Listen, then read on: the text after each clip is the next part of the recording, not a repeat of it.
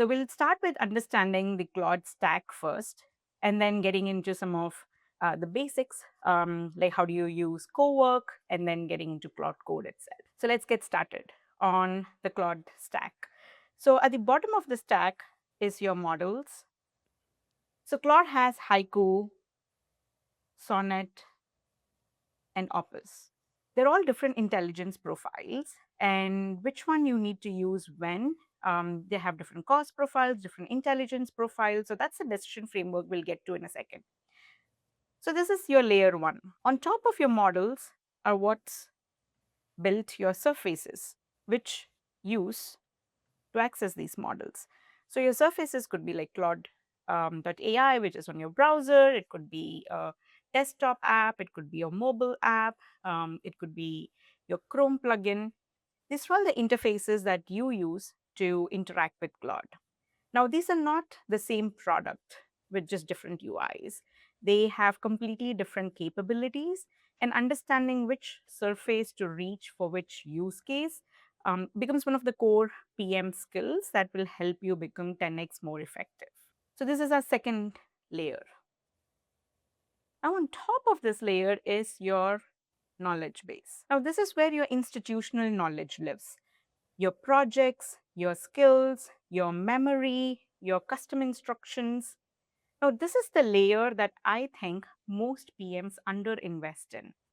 It's this layer that makes Claude go from being a generic chatbot to actually knowing your context. On that stack is your layer 4, which is your integration fabric.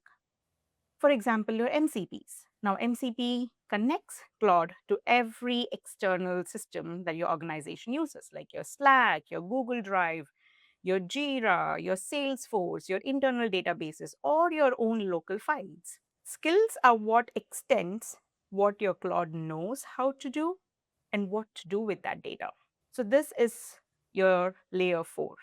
And now, on top of that is your agents and orchestration.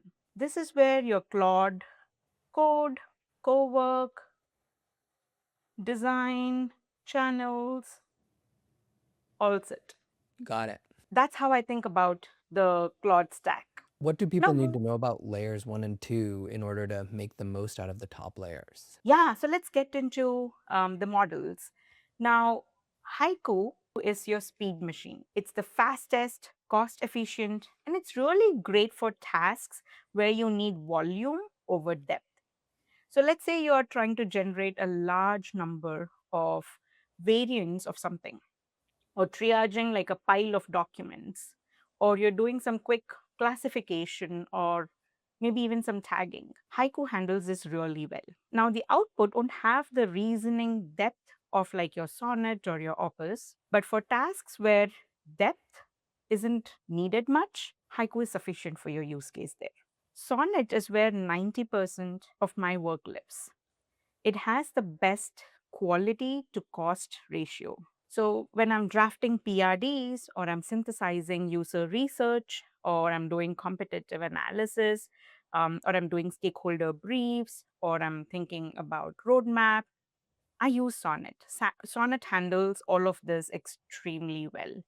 So Opus is for your high stakes, high complexity reasoning tasks. So let's say if you're doing some complex trade off analysis, or you're synthesizing genuinely contradictory research, or you're doing some long horizon planning where you need the model to like work through second and third order implication. Opus is really good. It has really strong reasoning capabilities.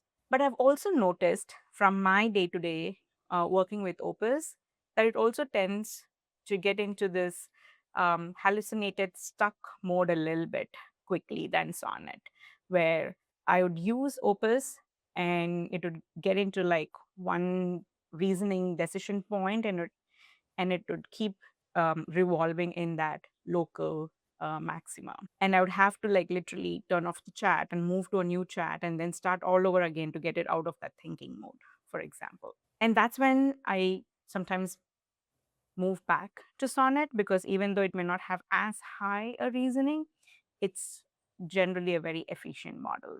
to work with, and it's also more cost efficient than Opus. I built a podcast guest prep agent in HyperAgent.